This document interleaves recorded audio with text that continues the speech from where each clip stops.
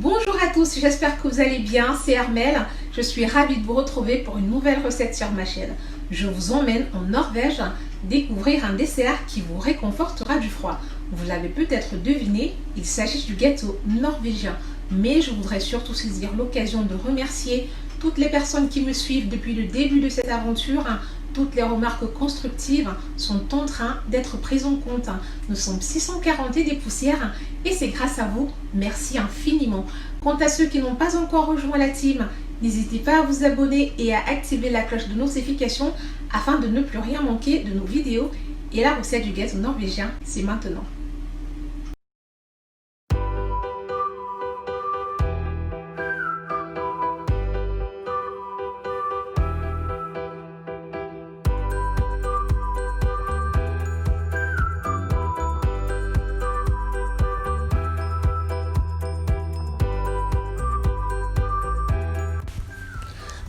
Dans un saladier, l'on viendra travailler le beurre afin de le ramollir. L'on s'aidera d'un fouet manuel. Nul n'est besoin d'utiliser un fouet électrique parce que ça va tout aussi bien avec le manuel et les quantités sont petites. Nous rajoutons le sucre. Donc on viendra blanchir les deux. On va remuer assez vigoureusement cette fois pour que ça aille un peu plus vite.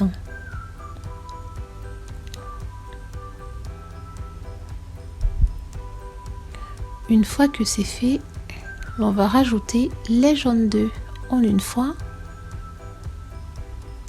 et l'on viendra remuer. On va bien mélanger pour bien faire incorporer les jaunes d'œufs au mélange précédent.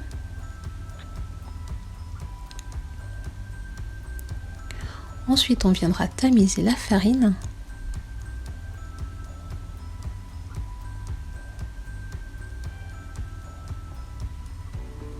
Et l'on s'aidera cette fois d'une spatule en bois pour bien mélanger la farine aux ingrédients précédents.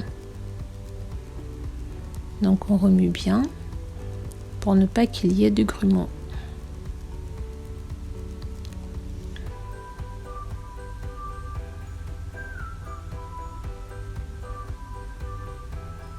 Ensuite on rajoute la levure chimique. On remue encore bien pour qu'il n'y ait pas d'endroit qui n'ait pas été touché par la levure chimique. Donc on va rajouter en dernier lieu le lait et dans un premier temps l'on viendra remuer délicatement tout autour pour ne pas faire éclabousser les ingrédients sur le plan de travail, ce serait dommage. Donc tout est homogène, c'est bon à ce niveau-là. L'on viendra mettre notre pâte dans un moule que vous voyez. Nous avons chemisé avant, ceci pour faciliter le démoulage.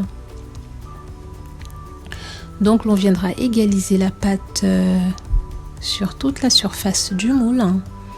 On s'aidera d'une spatule et une fois que la pâte sera égalisée, on pourra enfourner à 180 degrés pendant 30 minutes.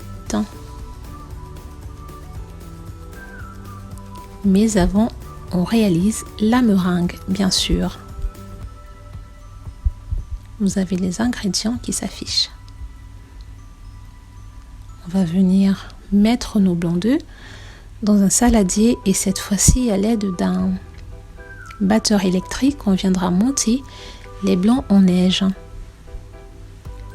On va augmenter la vitesse progressivement et on mettra le sucre petit à petit. Ceci favorise l'incorporation du sucre afin qu'il ne reste pas des cristaux dans la meringue, ce serait dommage et à la dégustation pas très agréable. Donc on rajoutera le sucre en 3 fois. Donc dès qu'on ajoute le sucre, on monte d'un cran la vitesse du batteur. Voilà. jusqu'à ce que l'on obtienne une meringue bien lisse et bien brillante, telle qu'ici, et surtout bien ferme. Donc on a un petit bec d'oiseau, c'est super. On retourne le bol, donc la meringue ne tombe pas, c'est encore mieux. Ça veut dire qu'elle est prête. Donc on va la rajouter au-dessus de notre pâte de tout à l'heure. Une fois de plus, on viendra égaliser notre meringue. Donc on aplatit bien sur toute la surface du moule. Rappelez-vous que le four est déjà en train de chauffer à 180 degrés et qu'on cuira une demi-heure. Donc là, cette fois, on va mettre des amandes effilées dessus. On parsèmera d'amandes effilées avant d'enfourner notre gâteau.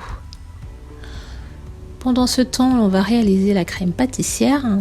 Pour 80 grammes, je vous ai mis les ingrédients exacts pour que vous ne perdiez pas votre crème pâtissière après la recette. Donc le jaune d'œuf dans le saladier avec le sucre.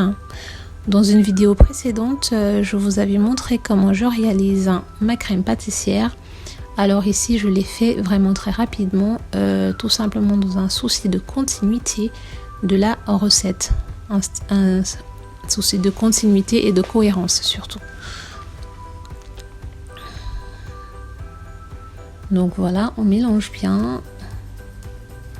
Là, c'est vraiment la crème pâtissière vraiment XS en fait. Voilà, donc le lait, le lait qui est chaud, on le met dans le mélange en 3 fois.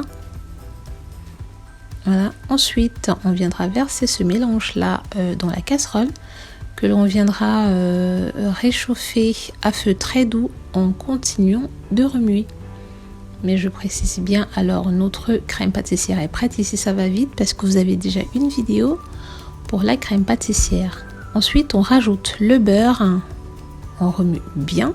Voilà, on va détendre la crème pâtissière. C'est pour ça qu'on a rajouté le beurre, pour la rendre un peu plus gourmande également. Donc, on va réaliser la crème légère avec la crème pâtissière et la crème entière liquide que l'on vient monter en neige dans un saladier à l'aide de notre petit batteur électrique. On détend notre crème pâtissière. Ensuite, on rajoute petit à petit notre crème chantilly. Donc, dans un premier temps, on mélange avec un fouet. Ensuite, on viendra mélanger avec une maryse en bois ou une spatule, comme vous préférez. Donc voilà, on mélange bien.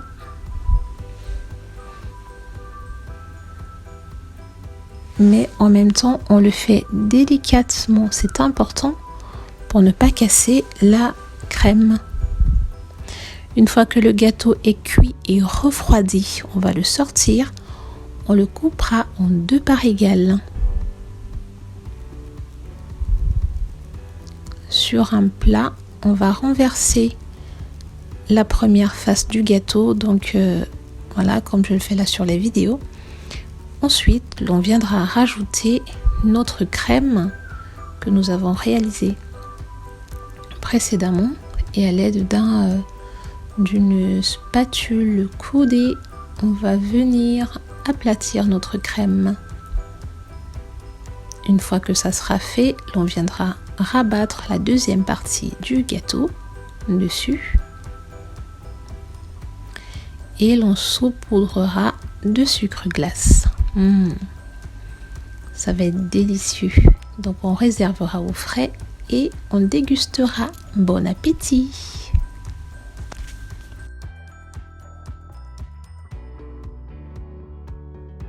Vous avez pu voir à quel point c'était facile et même simplissime de réussir son gâteau norvégien. Alors à vos fouets et à vos fours, n'hésitez pas à me faire part de vos retours et surtout à me mettre un maximum de petits pouces bleus histoire de me dire que la vidéo vous a plu.